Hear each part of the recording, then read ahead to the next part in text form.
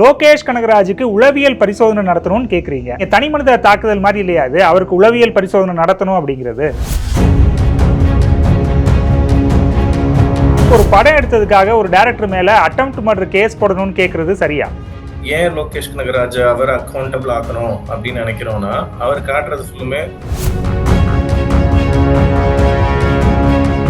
என்ன மாதிரி படம்னு ட்ரெய்லர்ல உங்களுக்கு காமிச்சிடுறாங்க இல்லையா? இதுல சண்டை இருக்குது, பிரச்சனை இருக்குது, ரத்தம் தெரிக்குதுன்னு எல்லாமே காமிச்சிடுறாங்க. காமிச்ச பிறகு நீங்க தெரிஞ்சுதான் படத்துக்கு போறீங்க.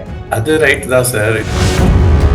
இப்போ சென்சார் போர்டுமே பாத்தீங்க அப்படின்னா இந்த மூவிக்கு வந்து UA கொடுத்துருக்காங்க. UAனா 3 வயசு பிள்ளை கூட இந்த படத்துக்கு நீங்க கூட்டு போகலாம் பேரண்ட்ஸ் கூட அப்படிங்கிற மாதிரியான ஒரு லைசன்ஸ். நீங்க சொல்ற அளவுக்கான விஷயம் ஒரு 3 வயசு குழந்தைக்கு புரியுமா? சென்சாரை வந்து படத்தை பார்த்துட்டு இந்த படத்துக்கு இது கொடுக்கலான்னு சொல்லி ஒருத்தர் பார்க்கல, ஒரு டீமே உட்காந்து பார்க்குது. பார்த்த பிறகு தானே சர்டிஃபிகேட் கொடுக்குறாங்க. ஹைனா வீட்டுல வளர்க்குற மாதிரி காட்டுறாங்க. அப்ப எத்தனை பேர் வீட்டுல ஹைனா எனக்கு ஒண்ணு வாங்கி கொடுன்னு வீட்டுல பிள்ளைங்க கேட்காம இருக்குமா? இப்போ நீங்க வந்து சின்ன வயசா இருக்கும்போது டைட்டானிக் மூவி பார்த்துருப்பீங்க நம்புறேன், சரிங்களா? அதுல எத்தனை பேர் இறந்து போவாங்க. நீங்க உங்க அம்மா அப்பாட்ட கதறி இருப்பீங்க, அவங்கள காப்பாத்துங்க, பாவம் இறந்து போறாங்கன்னு. லவ் மேரேஜ் ஒரு காலத்துல பண்ணக்கூடாதுன்னு சொன்னாங்க. விஜய், அஜித் எல்லாம் லவ் பண்ணி மேரேஜ் பண்ற மாதிரி படங்களா எடுக்கும் போது என்னாச்சு, உங்களுக்கு அந்த கல்ச்சர் வந்து அப்படியே மக்கள் வந்து பின்பற்ற ஆரம்பிச்சுட்டாங்க. இப்ப நீங்க சொல்றது விசித்திரமா இல்லையா சார்? சொசைட்டில நடக்கிற எல்லாத்துக்குமே சினிமா தான் காரணம் அப்படின்னு நம்ம சொல்லிட முடியுமா? இப்ப சொசைட்டில நடக்கிற எல்லா இதுக்கும். ஆனா இதுக்கு முன்னாடி இந்த வைலன்ஸ் ட்ரெண்ட் இல்லாதப்ப சமுதாயத்துல எந்த குற்றமே நடக்கலையா? கொலையே நடக்கலையா? நாங்க என்ன சொல்றோம், இந்த மாதிரியான மூவி எடுக்காதீங்கன்னு நாங்க சொல்லல.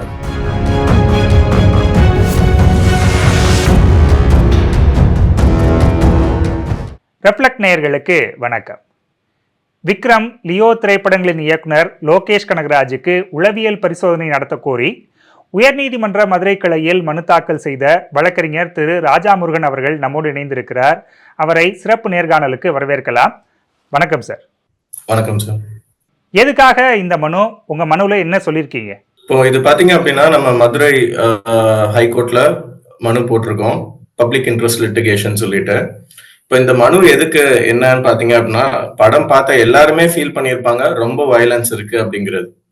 அதுக்கு மேல பாத்தீங்கன்னா, லோகேஷ் கனகராஜோட எல்லா மூவிஸ்லுமே பாத்தீங்க அப்படின்னா ஒரு பெண்ணை நிச்சயமா மர்டர் பண்ணிடுவாங்க. அது வந்து அவர் ஒரு பேட்டர்னாவே வச்சிருக்காரு.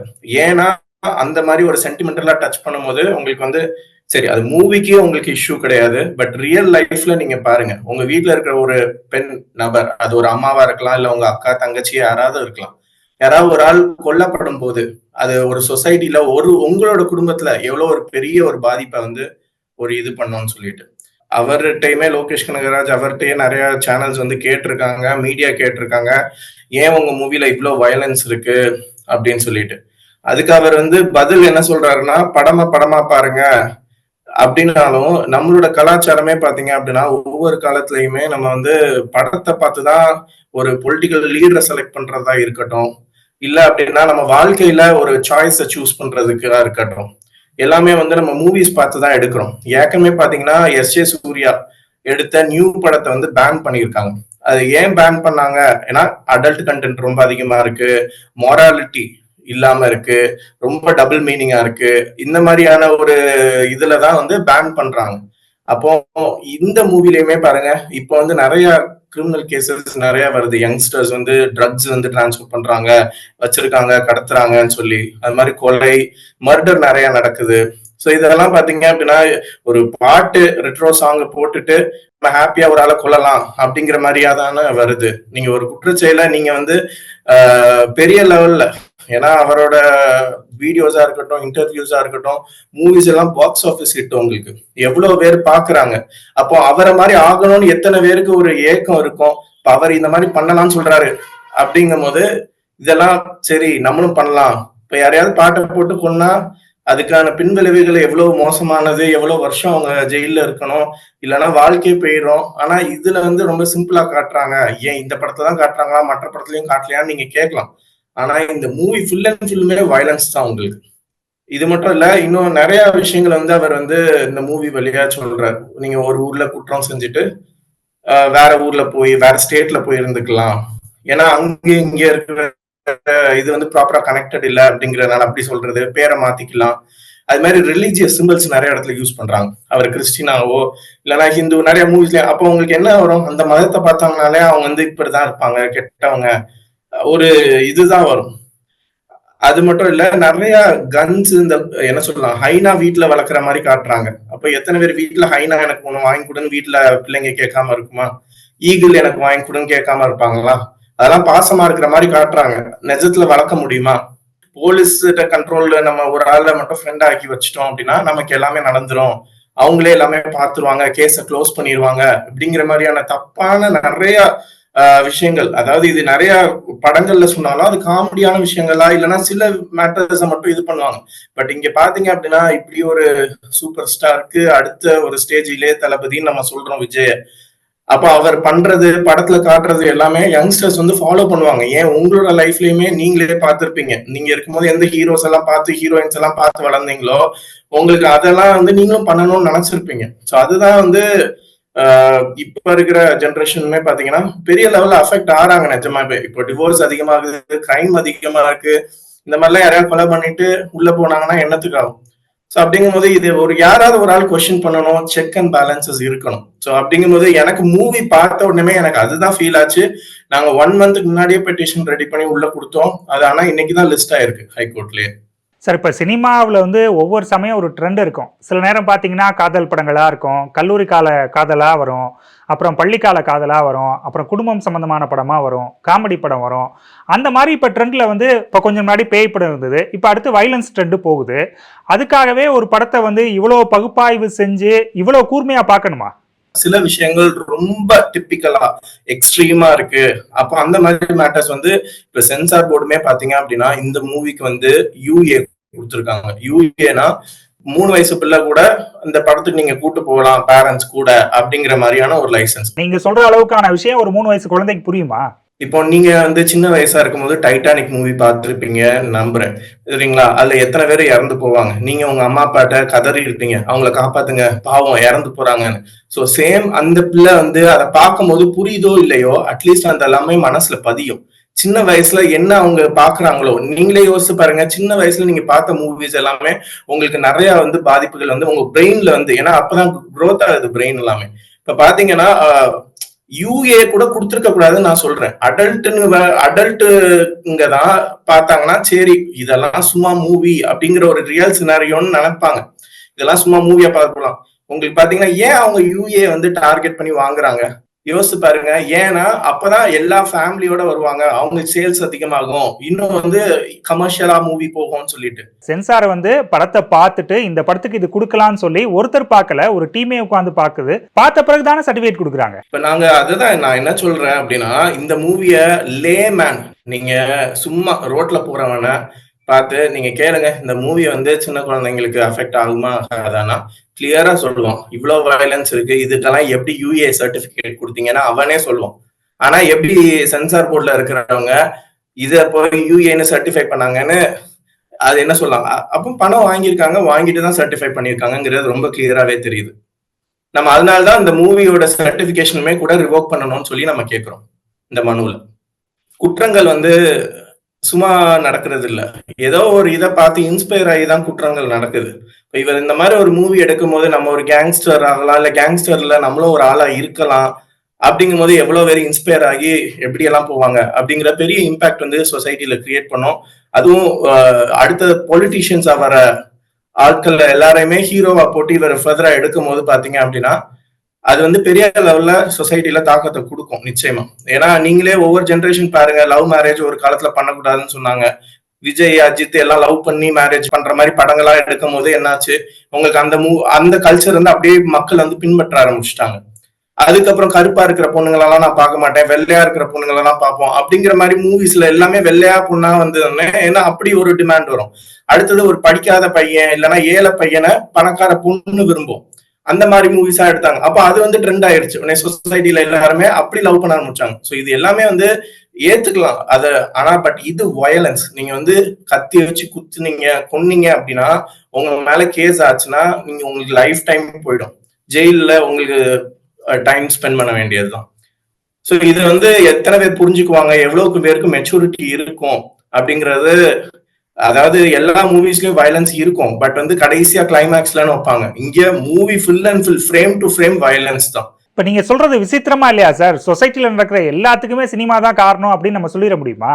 இப்ப சொசைட்டில நடக்கிற எல்லா இதுக்கும் சினிமா தான் காரணம் அப்படின்னு சொல்ல முடியாது. பட் இது மாஸ் மீடியா.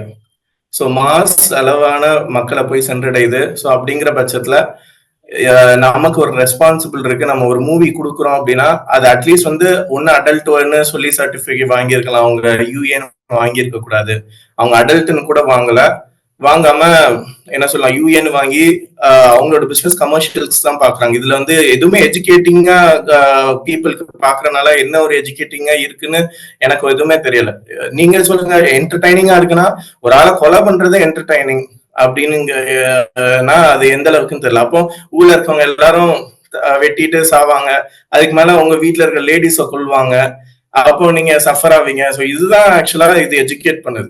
அப்போ எத்தனை யங் பீப்புள நீங்க வந்து குற்றம் செஞ்சுட்டு சும்மா ஜுவனைல் போயிட்டு வரலாம் அப்படிங்கிற மாதிரி அந்த வார்த்தையெல்லாம் சென்சார் போர்டு உங்களுக்கு பேன் பண்ணிருக்கு. நான் மூவி பார்க்கும்போது கிளியரா தான் அந்த வேர்ட்ஸ் எல்லாம் வந்துச்சு.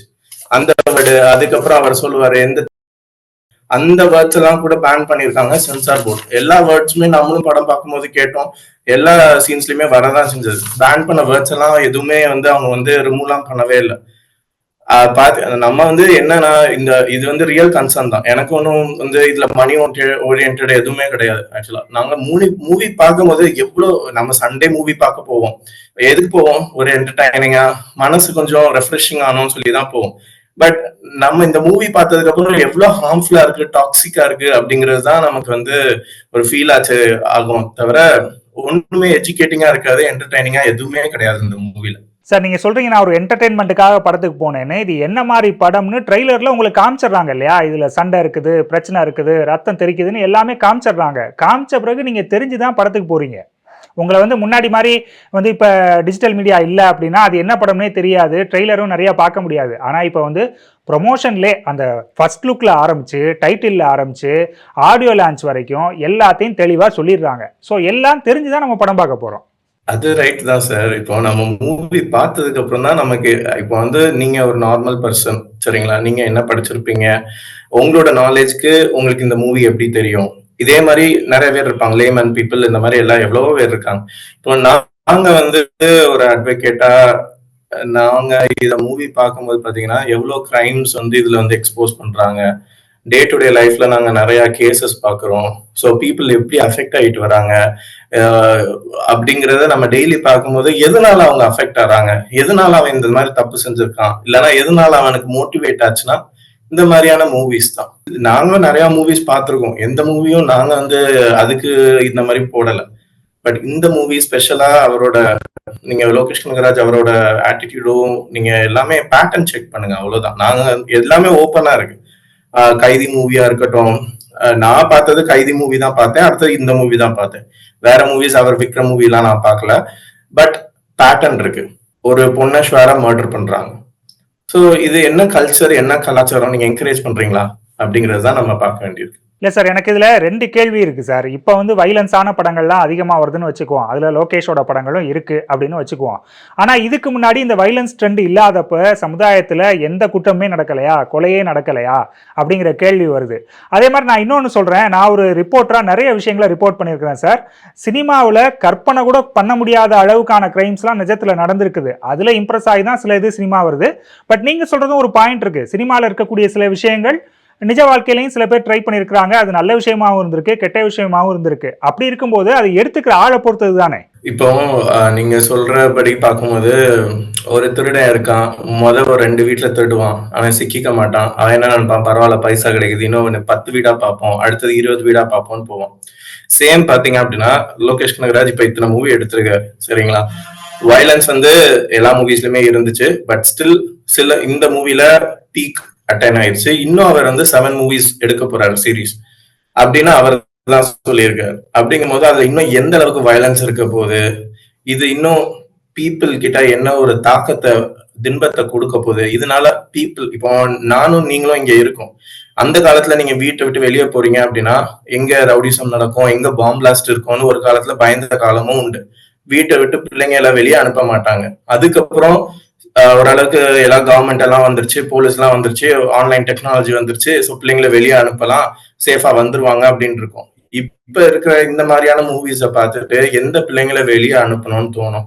யாரு வந்து இந்த மாதிரி குத்துவான்னு தெரியாது, கூட ஸ்டே பண்ணிருக்கவனோ இல்லைன்னா யாராவது குத்துவாங்க அப்படிங்கிற மாதிரி என்ன ஒரு சேஃப்டி இருக்கும்? அது மாதிரி இந்த மாதிரி வயலண்ட் மூவிஸ் எல்லாம் பார்த்து பார்த்து பார்த்து நமக்கு என்னன்னா மைண்ட்ல வந்து அந்த ஒரு ஃபீலிங்கே போயிடும் அப்படிங்கிறது தான் சர்வேவே சொல்லுது. உங்களுக்கு வந்து பாவம் யாரோ கஷ்டப்படுறாங்களே, அவங்க குத்துனா ரத்தம் வரும், ரத்தம் வந்தா வலிக்கும் அப்படிங்கிற ஒரு இதே வந்து தாட்டே வந்து போக்கடிச்சிடும் இந்த மாதிரியான மூவிஸ். நாங்க என்ன சொல்றோம், இந்த மாதிரியான மூவி எடுக்காதீங்கன்னு நாங்க சொல்லல. அது அடல்ட்னா அடல்ட்னு சர்டிபிகேட் வாங்கி நீங்க அந்த மாதிரி வச்சு ரிலீஸ் பண்ணுங்க. என்னென்ன டிஸ்கிளைமர் கொடுக்க முடியுமோ அந்த மாதிரியான டிஸ்கிளைமர் கொடுங்க. ஏன்னா இதையும் ரியல்னு நினைச்சிட்டு எத்தனையோ பேரு, ஏன்னா அவங்களுக்கு வந்து வைப் ஆகும், இந்த மாதிரி ஏன் நம்ம பண்ணக்கூடாது, ஏன் இந்த மாதிரி நம்ம ஆகக்கூடாது. ஏன்னா அடுத்தது அவர் பாலிடிக்ஸ் வராரு. அவர் எடுத்திருக்க இப்போ லியோ மூவின்னு எடுத்துக்கிட்டீங்கன்னா விஜய் அடுத்த பாலிடிக்ஸ் வர போறாரு. அப்ப அவரை மாதிரி எத்தனை பேர் வரணும்னு தான் இன்ஸ்பயர் ஆவாங்க. ஸோ இதெல்லாம் வந்து கான்ட்ரடிக்டங்கா இருக்கு. நான் பீப்புளுக்கு சர்வீஸ் பண்ண போறோம் அப்படின்னு சொல்லிட்டு இப்படி ஒரு மூவிலையும் அவர் ஆக்ட் பண்ணும்போது பாத்தீங்க அப்படின்னா மக்களுக்கு என்ன சொல்ல வராங்க அப்படிங்கிறது நமக்கு தெரியல. அது என்னன்னாலும் அது அவங்களோட இஷ்யூ. நமக்கு என்னன்னா கிரைம்ஸ் வந்து அதிகப்படுத்தக்கூடாது. அதிகமாச்சுன்னா சொசைட்டில யாருமே வந்து ப்ராப்பரா வாழ முடியாது. இது ரொம்ப பீக்கா அட்டைன் ஆயிடுச்சு இந்த மூவில. பயங்கர வயலன்ஸ் தான், ஃப்ரேம் பை ஃப்ரேம். இன்னைக்கு கோர்ட்லயுமே பெட்டிஷன் ஜட்ஜ் கேட்டது என்ன அப்படின்னா, பெட்டிஷன்ல நீங்க பர்டிகுலர் இன்ஸ்டன்சஸ் நீங்க சொல்லாம ஃபுல் அண்ட் ஃபுல் வயலன்ஸ் மட்டும் சொல்லியிருக்கீங்க, ஏன் நீங்க பர்டிகுலரா சொல்லல? மூவி ஃபுல்லுமே வயலன்ஸ் தான் இருக்கு. இதுல நாங்க எங்க இந்த ஃப்ரேம்னு சொன்னா பெட்டிஷன் வந்து பக்கம் பக்கமா போவோம். சமீபத்தில் வெளியான அனிமல்னு ஒரு படம் வந்தது. அதில் பார்த்தீங்கன்னா நிறைய வைலன்ஸ் இருந்தது. அதே மாதிரி இதுக்கு முன்னாடி வந்த கேஜிஎஃப் படத்துலையும் நிறைய வைலன்ஸ் இருந்தது. தமிழ் படங்களையும் இன்னும் சில இதை வந்து சொல்ல முடியும், நிறைய வைலன்ஸ் இருந்தது. அப்படி இருக்கும்போது லியோங்கிற ஒரு படத்தை மட்டும் நீங்கள் சேலஞ்ச் பண்ணி பெட்டிஷன் போடுறீங்க. சரி, ஓகே, அதில் விஜய் மாதிரி ஒரு பெரிய ஸ்டார் நடித்தார், மற்ற படங்களோட இது அதிக ரீச் அப்படின்னு ஒரு வாதத்துக்கு எடுத்துக்கிட்டா கூட லோகேஷ் கனகராஜுக்கு உளவியல் பரிசோதனை நடத்தணும்னு கேட்குறீங்க. அவருடைய படங்கள்ல இப்படி இருக்கு, அதுக்கு வந்து முறையா சர்டிபிகேட் கொடுங்கன்னு கேட்கலாம். ஆனா நீங்க தனி மனித தாக்குதல் மாதிரி இல்லையா அது, அவருக்கு உளவியல் பரிசோதனை நடத்தணும் அப்படிங்கிறது? அதாவது ரெண்டு நம்ம கேட்கிறோம். இதுல என்னன்னு கேட்கிறோம்னா, ஒண்ணு அவர் கொடுத்திருக்க இந்த மூவி கொடுத்திருக்க சர்டிபிகேட்டை ரிமூவ் பண்ணுங்க. அதுக்கப்புறம் சென்சார் போர்டுக்கு இன்னும் எக்ஸ்ட்ரா நீங்க வந்து ஏதாவது ரெகுலேஷன்ஸ் இன்னும் டைட்டர் பண்ணணும். அது நம்ம பிரேயர்ல கேட்கல. பட் நம்ம என்ன சொல்றோம், இந்த சர்டிபிகேட்டை ரிமூவ் பண்றதுனால சென்சார் போர்டு இன்னும் ஸ்ட்ரிக்டா இருக்கும். அடுத்து வர மூவிஸ் அவங்களே ஸ்ட்ரிக்ட் பண்ணுவாங்க. ஒரு ரவுடி இந்த மாதிரி ஒரு மூவியை எடுத்து ரிலீஸ் பண்ணி நீங்க என்னோட கூட்டத்துல சேர்ந்தீங்கன்னா உங்களுக்கு இந்த மாதிரி எல்லாம் ஃபெசிலிட்டி கிடைக்கும், இந்த மாதிரி பெரிய வீடு கிடைக்கும், இந்த மாதிரி கேர்ள்ஸ் இருப்பாங்க, நீங்க எல்லாம் வந்து சேர்ந்துக்கலாம் அப்படிங்கிற மாதிரியான என்கரேஜ் பண்ற மாதிரியான ஒரு அவேர்னஸ் மூவியா தான் இந்த மூவி இருக்கு. ஸோ வந்து அவ்வளோ மிஸ்லீடிங்கா இருக்கு. இது ரெண்டு தான் நம்ம வந்து பின் பாயிண்டா நம்ம கேட்கணும் அப்படிங்கிறது தான். ஹைகோர்ட்ல சும்மா ப்ரேயர் கேட்க முடியாது, சும்மா கேஸ் ஃபைல் பண்ண முடியாது. நம்ம ஒரு சீரியஸா நிஜமாவே வந்து உள்ள இருந்து ஃபீல் ஆனனாலதான் நம்ம இதை ஃபைல் பண்ணியிருக்கோம். நமக்கு ஒன்றும் யாரோ சொல்லிலாம் நம்ம இந்த இது ஃபைல் பண்ணல. நீங்க வந்து வானம் வந்து ப்ளூவா இருக்கு, அதை நீங்க ரெட்டா இருக்குன்னு சொல்ல முடியுமா? இல்லைன்னா பச்சையா இருக்குன்னு சொல்ல முடியுமா? நம்புவாங்களா? இவங்க என்ன மிஸ்இன்ஃபர்மேஷன் சொல்றாங்க, ஈகிள்ல வந்து வீட்டுல வளர்க்கலாம், ஹைனா வீட்டுல வளர்க்கலாம்னு சொல்றாங்க. இதெல்லாம் வளர்க்க முடியுமா? அதுக்கப்புறம் பைக் ரேஷ் டிரைவிங் அது எல்லாமே பண்றாங்க. வெப்பன்ஸ் எல்லாம் வீட்டுல வந்து திருட வந்தாங்கன்னா நம்மளே முழிச்சு வைக்கலாம்னு சொல்றாங்க. கிரனைடு இந்த மாதிரி எல்லாம் வைக்கிறாங்க. இதெல்லாம் நீங்க வீட்டுல தயாரிச்சு வச்சீங்கன்னா உங்களை வந்து போலீஸ் சும்மா விட்டுருவாங்களா? எல்லாமே வந்து அது மாதிரி பாருங்க, தங்கச்சியை கொண்டுடலாம், மரபலி பண்ணலாம். அப்போ மரபலி கொடுத்தா நிஜமாவே ஏதோ இருக்கும் போல, அதனாலதான் இவ்வளவு பெரிய பெரிய ஸ்டாரா இருக்கிறாரு.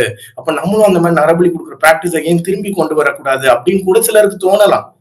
ஸோ அவ்வளோ பாத்தீங்கன்னா ஒவ்வொரு சீன் பை சீன் வந்து நிறைய இன்ஃபர்மேஷன்ஸ் வந்து எஜுகேட் ஆகுது. எல்லாமே மிஸ்இன்ஃபர்மேஷன். இதெல்லாம் பண்ணக்கூடாதுன்னு சொல்லிதான் கவர்மெண்ட்டும் ஜுடிஷியல் சிஸ்டமும் ஒர்க் பண்ணிட்டு இருக்கு.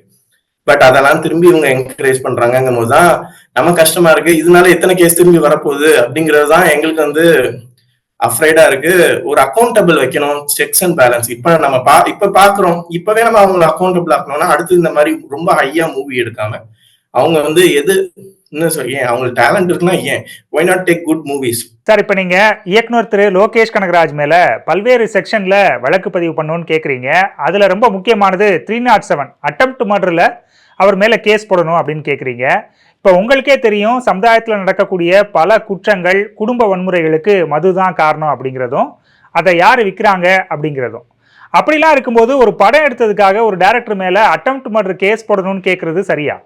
ஏன் லோகேஷ் கனகராஜ் அவர் அக்கௌண்டபிள் ஆக்கணும் அப்படின்னு நினைக்கிறோம்னா, அவர் காட்டுறது ஃபுல்லுமே கொலை, குத்துன உடனே கொன்றுலாம். எந்தெந்த வெப்பன்ஸ் யூஸ் பண்ணலாம், டே டு டே லைஃப்ல இந்த ஸ்பியர் மாரி காட்டுறாங்க. அப்புறம் வேற எந்த இடத்துல வெட்டுறது கூட பாத்தீங்க அப்படின்னா, ரொம்ப கிளியரா வந்து காட்டுவாங்க. டிஃபரெண்ட் கட்டிங்ஸ் எல்லாமே ரியல் மர்டர்ஸ்ல கூட நீங்க இப்படியெல்லாம் பார்த்திருக்க மாட்டீங்க. எப்படியோ லைட்டா அடிபட்டு, இல்ல குத்துப்பட்டு பொழைக்கிற ஆட்கள் இருப்பாங்க. ஆனா, இவர் இந்த மூவில டிபிக்ட் பண்ற மாரிலாம் கொலை பண்ணீங்க அப்படின்னா, ஷூரா பெர்சன் வந்து இறந்துருவாங்க. சோ அந்த மாரியா காட்டுறாங்க. அது மட்டும் இல்லாம, சட்டத்த பொறுத்தவரைக்கும் என்ன அப்படின்னா, இவர் மூவி எடுத்ததுக்கு நம்ம அவர வந்து கொலை பண்ணாருன்னு சொல்லி ஒண்ணும் தண்டனை குடுக்க முடியாது. பட் இவரு ஒரு கான்ஸ்பிரேட்டரா இருக்காரு. ஒரு கான்ஸ்பிரசி அத இனிஷியேட் பண்றாரு, இன்ஸ்டிகேட் பண்றாரு அப்படிங்கிற மாரி வரும் உங்களுக்கு. சோ அதனால நம்ம என்ன பண்றோம், அந்த செக்ஷனையுமே சேர்த்து அவர வந்து அக்கவுண்டபிள் ஆக்கணும். அதுக்கிலயும் அவரு வந்து இது பண்ணணும் அப்படின்னு சொல்லி நம்ம கேட்கிறோம். பெட்டிஷனை விசாரிச்ச ஹைகோர்ட் வந்து என்ன ஆர்டர் சார் பாஸ் பண்ணியிருக்காங்க? ஃபுல் அண்ட் ஃபுல் பாத்தீங்கன்னா வயலன்ஸா இருக்கு, பேன் பண்ணோம். அதுக்கான பிரேயர் என்ன கேட்டிருக்குமோ அதை கொடுங்க அப்படிங்கிற மாதிரி தான் நம்ம கேட்டோம். ஸோ லோகேஷ் கனகராஜ் அவரை வந்து ரெப்ரசென்ட் பண்ணி அட்வொகேட் ஆன்லைன்ல வந்தாங்க. ஸோ வந்து அவங்க என்ன சொன்னாங்க, நாங்க சீப் பப்ளிசிட்டிக்காக தான் இந்த மாதிரியான பெட்டிஷன்ஸ்லாம் போடுறோம் அப்படிங்கிற மாதிரி அவங்க சொல்லியிருந்தாங்க. ஸோ ஜட்ஜ் என்ன சொல்லியிருக்காங்கன்னா, 4 வாரம் டைம் கொடுத்துருக்காங்க லோகேஷ் கனகராஜ் அவங்களோட அட்வொகேட்டுக்கு பதில் மனு இதுக்கு போட சொல்லியிருக்காங்க. பார்ப்போம் சார், இந்த வழக்கு எப்படி போகுதுன்னு பொறுத்திருந்து பார்ப்போம். உங்களுடைய நேரத்துக்கும் கருத்துக்கும் ரொம்ப நன்றி சார். நன்றி.